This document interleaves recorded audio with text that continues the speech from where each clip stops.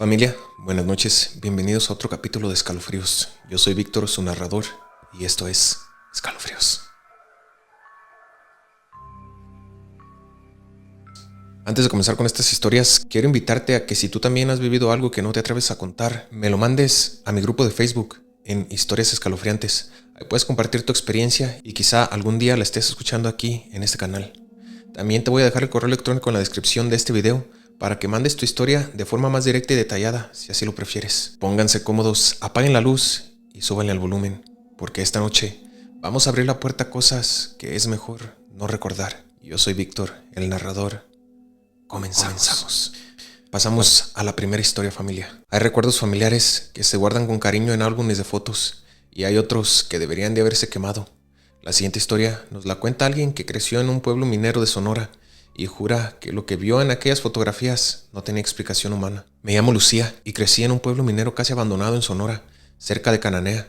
Mi abuela tenía una casa vieja, de esas con techos altos, piso de madera que tronaba y un olor a humedad que nunca se iba. Ahí pasé casi todos mis veranos de niña. A mi abuela le encantaba tomar fotos. Tenía cajas llenas de álbumes, bodas, cumpleaños, posadas y también fotos de la casa, del patio, del pasillo largo que conectaba los cuartos. Cada vez que la visitábamos, sacaba los álbumes y nos sentábamos en la mesa grande a mirar las fotos viejas. La primera vez que lo vi fue cuando tenía unos 12 años. Estábamos mi abuela, mi mamá y yo revisando un álbum de cuando mi mamá era adolescente. En una de las fotos, mi mamá estaba parada en el pasillo largo de la casa, la misma casa donde estábamos. Sonreía con su uniforme de secundaria. A un lado se alcanzaba a ver la puerta del cuarto de mi abuela, pero al fondo había algo más. Detrás de mi mamá, casi pegado a la pared, se veía la figura de un hombre muy alto, muy delgado, con traje oscuro, y donde deberían de ir los ojos, solo había 2 huecos negros, como si alguien hubiera tachado esa parte de la foto con tinta. Se lo señalé a mi abuela, riéndome nerviosa. «Mira, ¿quién es ese?» Mi mamá se puso pálida, mi abuela se quedó muy seria y cerró el álbum de golpe.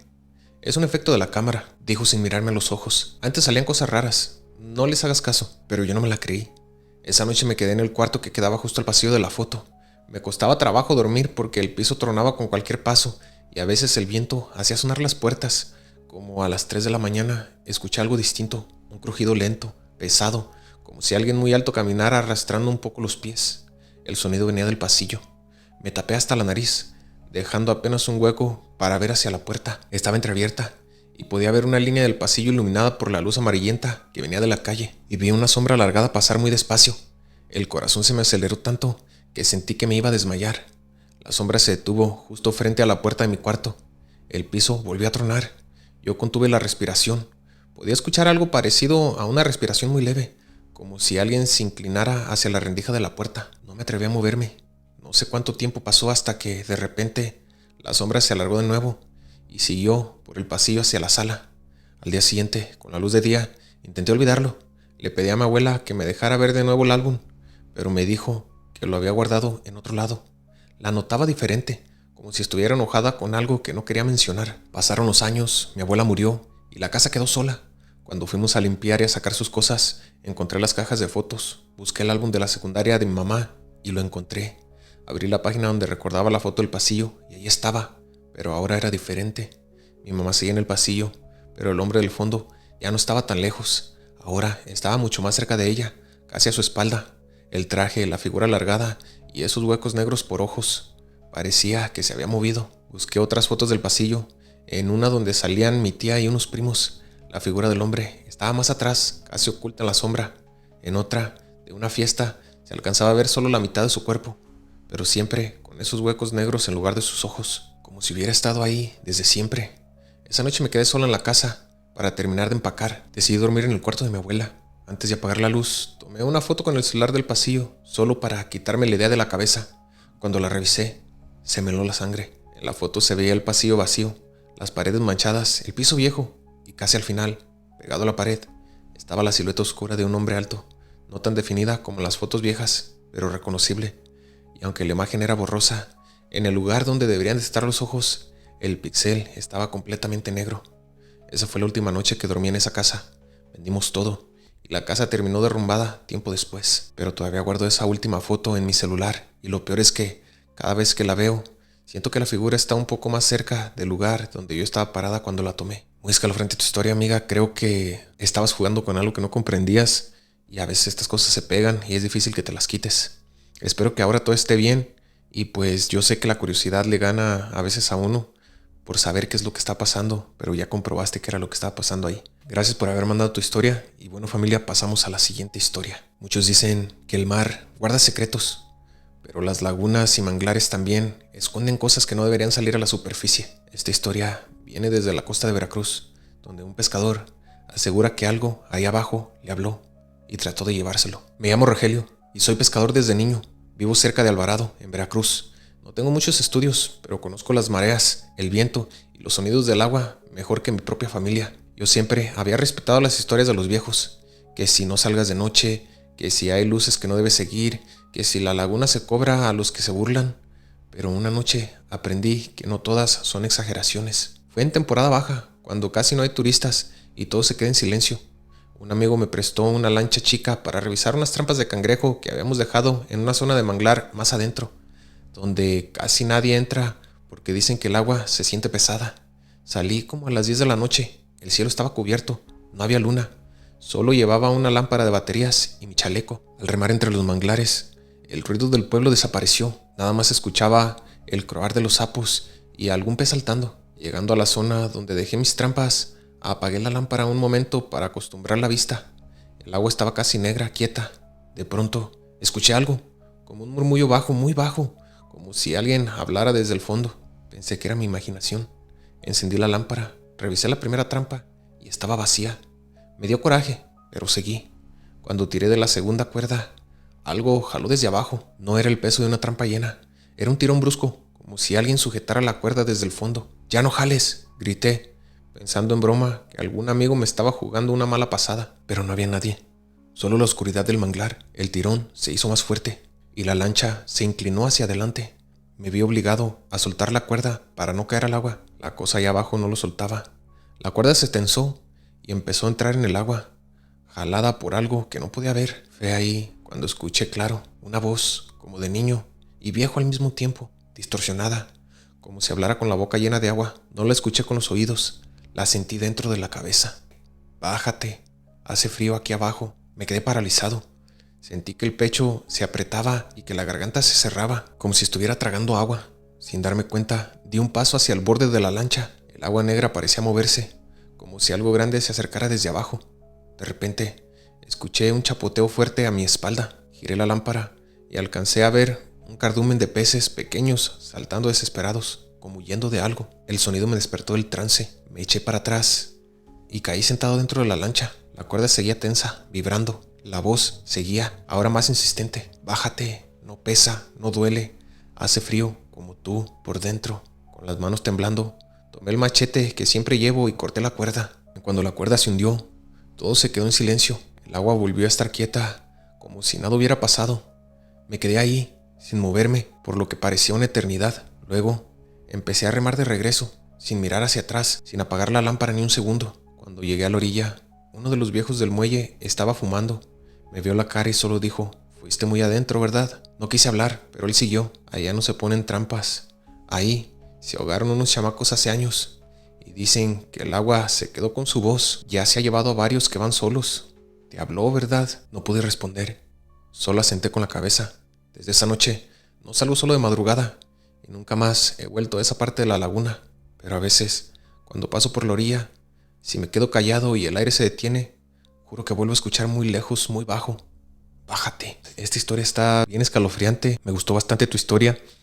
Son cosas que se viven en los pueblos que uno conoce de México, pueblos pesqueros, pueblos muy poco desarrollados, que nosotros sabemos que los viejos nos dicen cosas que han pasado por ahí, pues las dicen por algo. Muchas gracias por mandar esta historia. Muchas gracias y espero que estés bien. Vamos a pasar a la siguiente historia, familia. Las construcciones parecen lugares normales de día. Ruido, polvo, albañiles, maquinaria, pero de noche son esqueletos gigantes llenos de huecos, sombras y ecos. Esta historia viene desde Chihuahua, donde un velador asegura que escuchó pasos en un piso que todavía no existía. Me llamo Evaristo y durante varios años fui velador de obras en construcción en Chihuahua capital. Siempre me gustó ese trabajo. Turno de noche, poca gente, radio prendido bajito y un termo de café. hasta que me tocó cuidar una obra que me hizo replantearme todo. Era un edificio de oficinas que iban a levantar en una zona nueva. Cuando yo entré, apenas iban en el 3er piso. El contrato era simple: rondines cada hora, revisar que no hubiera gente ajena, cuidar el material y reportar cualquier cosa. Las primeras noches fueron tranquilas. Mucho viento, sí, porque la estructura estaba abierta, pero nada fuera de lo normal. Las vigas sonaban, las láminas vibraban, lo típico. Una noche de viernes, como a las 2 de la madrugada, estaba en la planta baja, en la caseta, cuando escuché algo que no correspondía al ruido de la obra. Pasos, pero no cualquier tipo de pasos. Eran firmes, pausados, como de alguien que va caminando tranquilamente, sin prisa. Sonaban arriba. Pensé que tal vez algún chavo se había colado para robar cable o algo. Tomé la lámpara, el radio y subí al 2º piso. Nada, solo tablas, costales de cemento y columnas a medio colar. Los pasos sonaron otra vez, ahora más arriba, en el 3er piso. Subí, revisé esquina por esquina, alumbré entre las varillas. Nadie, pero el sonido seguía, esta vez encima de mi cabeza, como si alguien estuviera caminando en un piso superior. Me quedé quieto, miré hacia arriba. No había techo todavía, solo el esqueleto de las varillas apuntando al cielo. El 4º piso era apenas una idea en los planos. Aún así, los pasos seguían, moviéndose de un lado a otro. Justo encima de mí, sentí como la piel se me erizaba. Apagué la lámpara un segundo para comprobar que no fuera alguna ilusión del oído. El viento soplaba, pero los pasos eran demasiado claros, demasiado humanos. Encendí de nuevo la lámpara y le hablé a la nada. «Ya estuvo, bájate, no puedes estar aquí». Los pasos se detuvieron. Por un momento pensé que era alguien de carne y hueso, que estaba escondido. Entonces escuché algo que me paralizó. Encima de mi cabeza, una voz ronca, como si hablara con la garganta llena de polvo. «Aquí todavía no hay nada». El eco de sus palabras se mezcló con el aire frío. Me entró un temblor que no pude controlar. Decidí bajar de inmediato. Mientras lo hacía, sentí claramente que alguien caminaba al ritmo de mis pasos, pero arriba. Yo bajaba al 2º piso y eso caminaba a lo que sería el 4º. Llegué a la planta baja casi corriendo. No quise abandonar la caseta el resto de la noche. A la mañana siguiente, cuando llegaron los albañiles, le conté lo que había pasado, esperando que se burlaran. Uno de ellos, el más viejo, se puso serio. «No eres el primero que oye cosas», me dijo. «En el terreno antes había unas bodegas viejas. Dicen que un maestro de obra se cayó desde arriba cuando andaban remodelando. Se murió en el acto. Desde entonces, en cada cosa que levantan aquí, siempre hay alguien que se adelanta a los pisos». Quise creer que era una historia más para asustar novatos, pero las noches siguientes, los pasos siguieron. Cada vez que la estructura avanzaba, el sonido se movía un piso más arriba que donde ya estaba. Si yo hacía rondines en el 3er piso, los pasos se escuchaban en el 4º. Cuando se terminó el 4º, sonaban en el 5º, siempre arriba, siempre adelantándose. Una de las últimas noches, antes de que terminara mi contrato, no aguanté más y desde el 3er piso grité hacia la oscuridad. «¿Qué quieres?». Hubo un silencio largo, casi doloroso. Luego escuché muy cerca del oído, como si alguien estuviera parado justo detrás de mí, pero sin sentir su cuerpo. Seguir trabajando. No volví a subir. Terminé mi turno en la caseta, mirando el esqueleto del edificio recortado contra el cielo. Hoy, el edificio está terminado. Cada vez que paso por ahí y veo gente en las oficinas de los últimos pisos, me pregunto si alguno ha escuchado pasos en el techo, sabiendo que ya no hay más arriba. Nunca he escuchado nada así por el estilo. Tengo bastante tiempo que soy un apasionado de lo paranormal, se podría decir, y me han contado infinidad de historias paranormales, pero la verdad es que nunca había escuchado una historia como la que tú me acabas de contar. Está muy escalofriante y creo que fuiste más allá cuando le preguntaste que qué quería.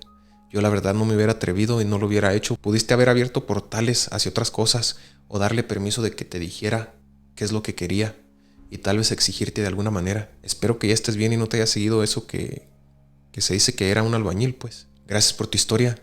Y bueno, familia, vamos a pasar a la siguiente historia. Hay pueblos donde la noche parece más pesada, como si el silencio tuviera cuerpo. En uno de esos pueblos de Oaxaca, un estudiante que llegó a rentar cuarto asegura que todas las madrugadas ve a la misma mujer bajar del cerro, aunque nadie más la conocía. Yo soy Emilio, originario de Puebla, pero hace unos años me fui a estudiar a Oaxaca, a un pueblito que está a 1 hora de la capital. Conseguí un cuarto barato en una casa grande y vieja, casi al final del pueblo, pegada al pie de un cerro. La dueña era una señora mayor, muy seria, que me dejó claro desde el primer día: aquí no se hace ruido después de las 10 y no se anda de curioso en el patio de atrás. ¿Entendido? Acepté sin hacer preguntas. Era estudiante y el dinero no me sobraba. El cuarto daba hacia la calle principal. Desde mi ventana veía la carretera, la tiendita de la esquina y el camino que subía hacia el cerro. Las primeras noches me costó trabajo dormir, por los perros ladrando y por los camiones que pasaban de vez en cuando. Una madrugada, como a las 3, me despertó un sonido raro. Pasos, pero no sobre pavimento, sino sobre grava, como de alguien bajando lentamente por el camino de la tierra del cerro. Me asomé por la ventana. La calle estaba casi desierta, pero al fondo, donde empezaba el cerro, vi una figura. Era una mujer. Llevaba un vestido largo, algo viejo, que le llegaba casi a los tobillos. Caminaba descalza. El cabello lo traía suelto, muy negro, hasta la mitad de la espalda. Venía bajando, muy despacio, con la mirada hacia el suelo. Pensé que sería alguna vecina o alguien que había ido a dejar una ofrenda al cerro. No le di mucha importancia. Vi cómo pasaba frente a la casa, sin voltear a ningún lado, y se perdía al final de la cuadra. La siguiente noche, a la misma hora, me despertó el mismo sonido.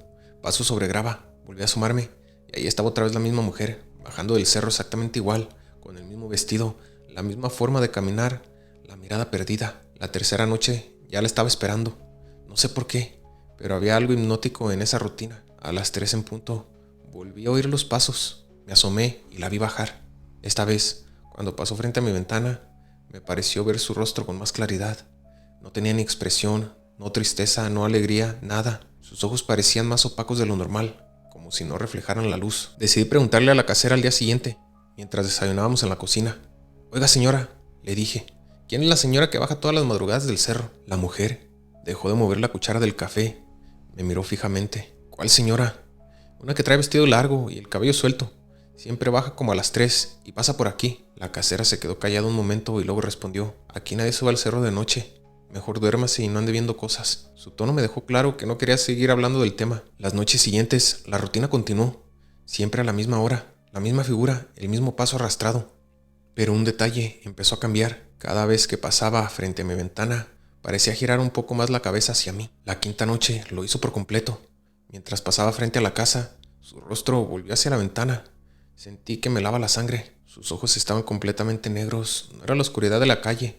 Era como si los globos oculares se hubieran llenado de tinta. No parpadeaba. Me observó unos segundos que se hicieron eternos. Luego siguió caminando. Al día siguiente, fui al centro del pueblo y le pregunté al señor de la miscelánea si alguien vivía en el cerro. Me dijo que no, que solo unas cruces más arriba, donde antes se había encontrado cuerpos de gente desaparecida. Dicen que a veces baja una mujer, agregó, bajando la voz. Pero eso son cosas que uno mejor no anda repitiendo. Esa noche decidí no asomarme. Me tapé la cara con la cobija, puse música en los audífonos y aún así escuché los pasos y sentí, sin verla, el momento exacto en que pasó frente a mi ventana. La última vez que la vi fue la noche anterior, en la que me regresé a Puebla, el final del semestre. Ya no intenté dormir. Me quedé sentado esperando las 3. Los pasos sonaron. Bajó del cerro, como siempre, pero esta vez se detuvo justo frente a la casa. Levantó la cabeza y miró directo a mi ventana desde lejos. No parpadeó. Poco a poco empezó a caminar hacia mí, hacia la puerta de la casa. Me aparté de la ventana. Escuché sus pasos sobre la banqueta y luego algo peor, el sonido de uñas raspando la pared, justo debajo de mi ventana. No me atreví a asomarme. Al día siguiente, a primera hora, regresé las llaves y me fui sin mirar atrás. A veces sueño con la calle de ese pueblo y con el cerro al fondo. Y siempre a las 3 de la mañana la veo bajar. Y esta vez ya no se detiene en la cuadra.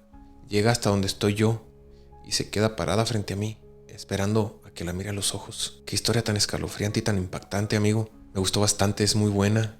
Y pues creo que son cosas que están buscando a ver quién les hace caso, o a ver quién les abre o quién les da permiso de que entren a su entorno.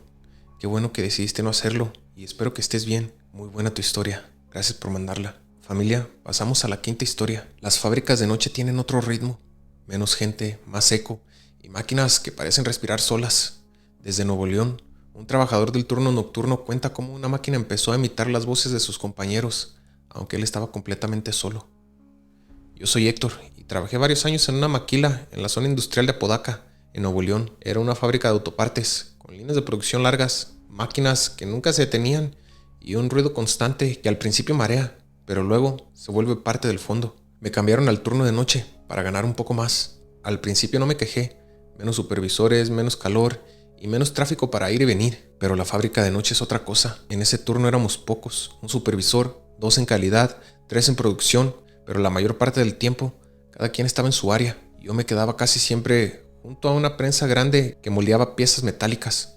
Cuando la máquina se detenía, el silencio era incómodo. Una noche, como a las 2, la línea quedó vacía porque mandaron a todos a apoyar en otra área. Yo me quedé atrás para vigilar la prensa, que estaba apagada. Estaba revisando mi celular cuando escuché a lo lejos la voz de Mario, un compañero. «¡Héctor!», gritó. «Ven tantito, necesito que me ayudes acá». Reconocí su voz de inmediato. Siempre me gritaba igual. Guardé el celular y caminé por el pasillo entre máquinas apagadas, siguiendo el eco de su voz. «Ya voy», respondí. El problema es que no lo veía por ningún lado. Llegué a la esquina donde normalmente él trabajaba y estaba vacío, sin luces encendidas, sin piezas, sin nadie. «Mario», grité. El silencio se hizo pesado. Solo escuchaba el zumbido de las lámparas de arriba. Pensé que tal vez se había ido al baño. Me di la vuelta para regresar, cuando la voz sonó otra vez, ahora más cerca, casi a mi espalda. «Te dije que vinieras». Me giré de golpe. No había nadie. El pasillo estaba completamente vacío. Un escalofrío me recorrió la espalda. Regresé a mi área casi corriendo. Cuando llegué a la prensa, la encontré encendida.